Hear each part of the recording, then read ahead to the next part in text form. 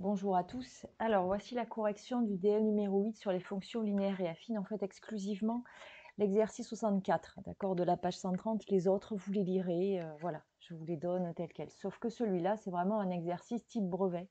C'est ce qu'on risque de vous demander, puis même, c'est des problèmes qu'il vous faut absolument savoir faire. Alors, franchement, entre ceux qui ont tenté de regarder sur Internet quelqu'un qui avait résolu le problème, et donc vous faites des solutions que vous avez plus ou moins comprises, enfin, en tout cas, rien n'est clair, et ceux qui prennent ça par-dessus la jambe, qui font un travail pas terrible, et puis ceux qui font des efforts mais qui ne s'en sortent pas, et heureusement quand même, il y avait ceux qui ont fait des efforts et qui ont rendu un travail impeccable. Donc pour vous, c'est pas vraiment utile de voir la correction.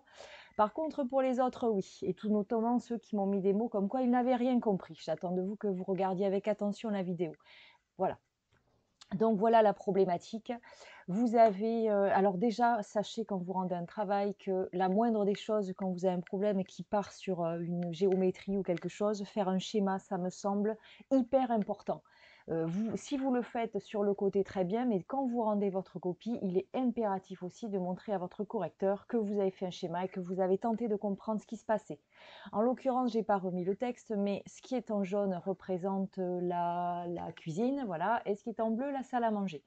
Donc l'idée de ce problème étant, ben, ici on veut savoir où placer E sur voilà, le segment AB finalement pour savoir mettre une cloison pour que les deux surfaces soient égales. D'accord. Donc sachant qu'il y a des mesures par contre qui sont immuables. Ici on a cette longueur, la DC, qui fait 12. Ici on a la hauteur de votre grand trapèze, la machin, qui fait 8,4, le tout évidemment en mètres. Et ici la longueur AB qui fait 19 mètres. Et on note cette longueur AE X. Alors pour commencer le problème, on va fixer X justement à 4 mètres pour que vous compreniez bien ce qu'il se passe.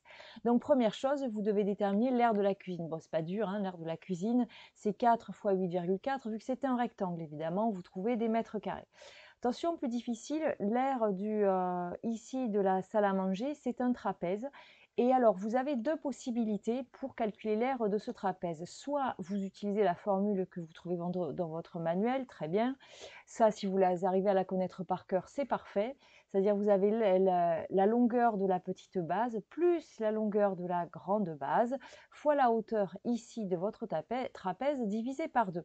Je vous montrerai en gros, c'est vraiment pas compliqué pour savoir pourquoi c'est cette formule. Une autre formule qui vous était suggérée dans votre manuel, c'était de constater que c'était la somme des aires de deux triangles, votre trapèze. En effet, c'est la somme de CFE ici, de ce triangle rectangle, et la somme, d'accord, de celui-là, triangle qui n'est pas rectangle.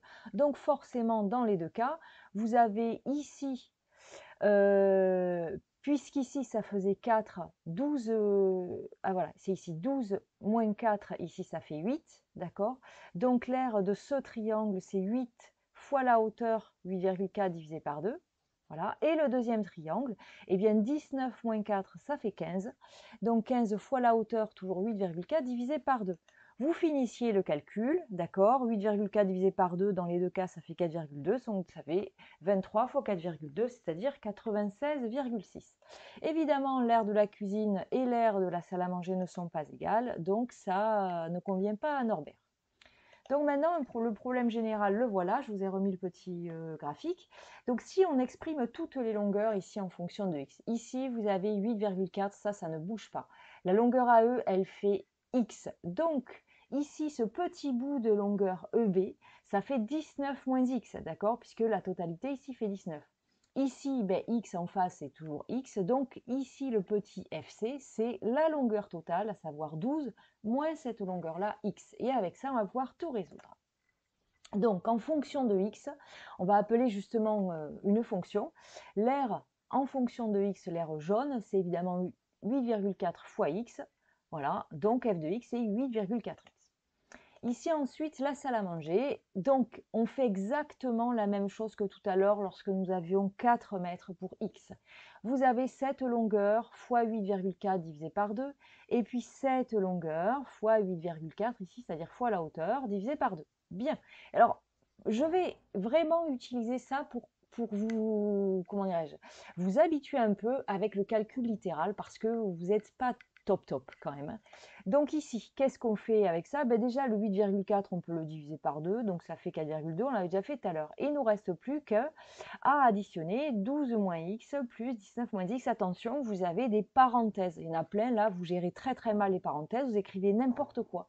Donc ici, je vous rappelle qu'une parenthèse précédée d'un signe plus, vous pouvez enlever la parenthèse sans problème.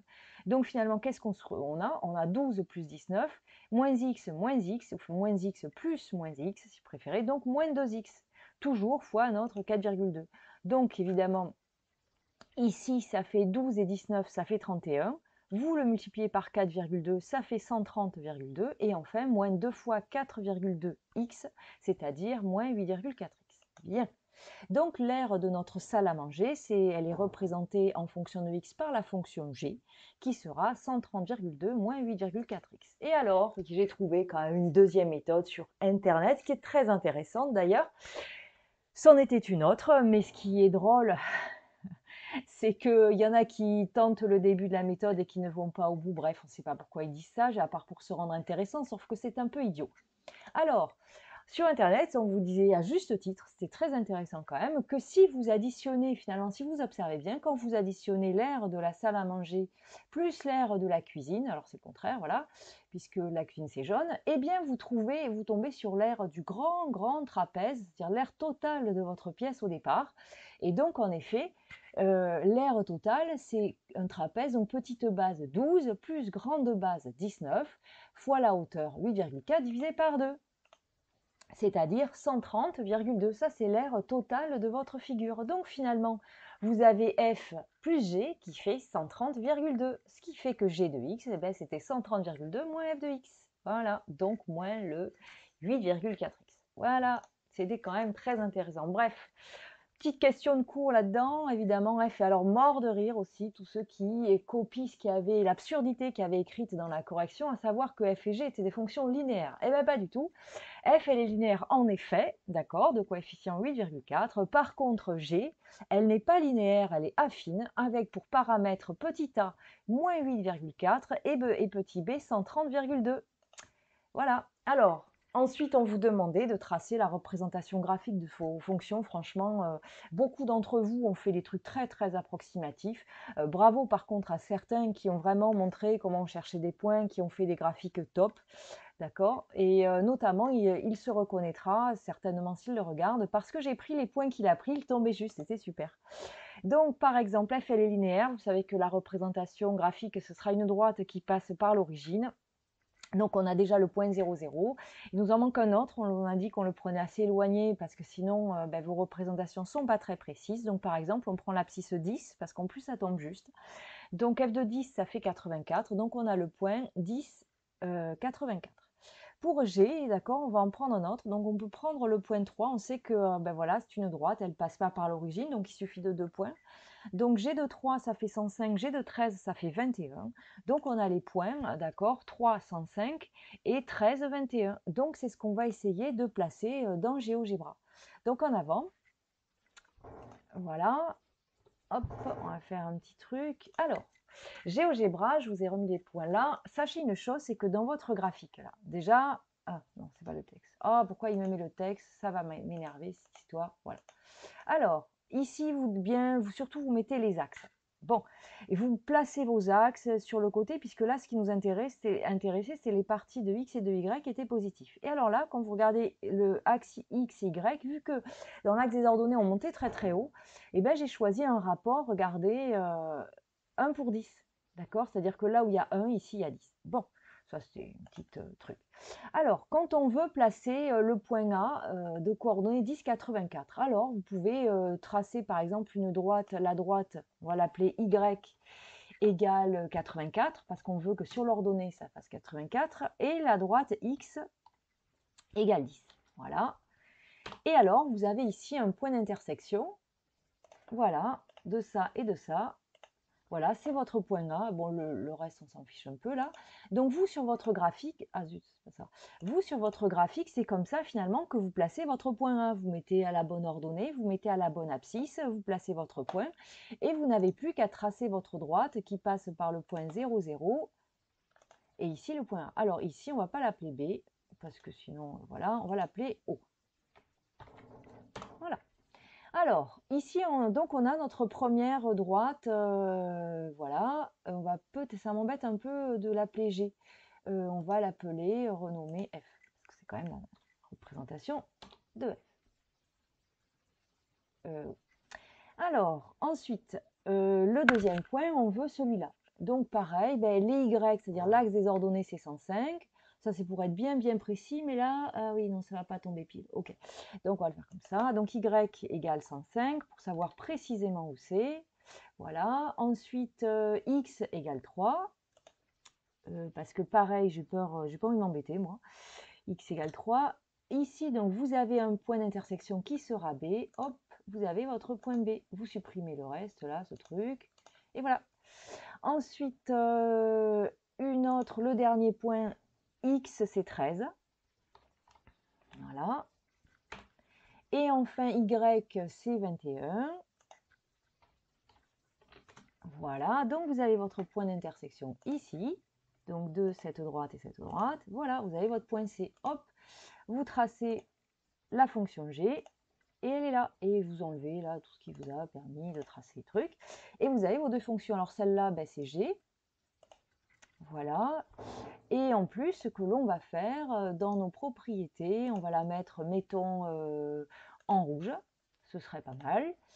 Et l'autre, là, F, on va la mettre en bleu rigolo. Bien. Et nous, évidemment, ce qui nous intéressait, eh bien, c'était, en fait, l'idée étant la suivante. Puisqu'on veut que les deux aient la même valeur pour une valeur de x donnée, eh bien, elle est là. C'est-à-dire ici, pour cette valeur de x, on est bien d'accord que les deux droits, enfin, en tout cas, les deux fonctions valent la même chose. Donc, c'est le point d'intersection qui nous intéressait. Donc, le point d'intersection de cette droite et de celle-ci. Et donc ici, ce qu'il y a de magique, c'est que vous avez ces coordonnées. Alors évidemment, vous, avec vos graphiques, vous n'êtes pas aussi précis, mais si vous avez fait un beau graphique, quand même, vous devriez trouver 7,7, 7,8, voilà, ça devrait être correct. Donc voilà ce qu'il fallait trouver par le graphique. Et après, je vous montrerai peut-être une autre façon de résoudre le graphique. Bien. Alors, ici, donc, c'est ce que je vous expliquais. Et après, la question 5, ben, on voulait que vous résolviez algébriquement cette équation, à savoir pour quelle valeur de x, f et g valent la même chose, c'est-à-dire les deux r sont égales. Eh bien, il suffit de poser f de x et g de x. Hop, on résout. Donc là, on a juste écrit l'expression algébrique de f qui est égale à l'expression algébrique de g. Eh bien, ici, on ajoute 8,4x de chaque côté. Donc ici, pour neutraliser cette affaire. Donc, on ajoute ici 8,4x plus 8,4x, c'est-à-dire 16,8x. Voilà, et bien c'est bien après, pour trouver la valeur de x, on divise de chaque côté par 16,8 et on trouve bien 7,75. Après, normalement, il faudrait faire la vérification, mais si vous arrêtez là, c'est pas mal. Bilan. Donc, pour la valeur de AE qui est à 7,75 mètres, les deux R sont égales. Allez, à bientôt!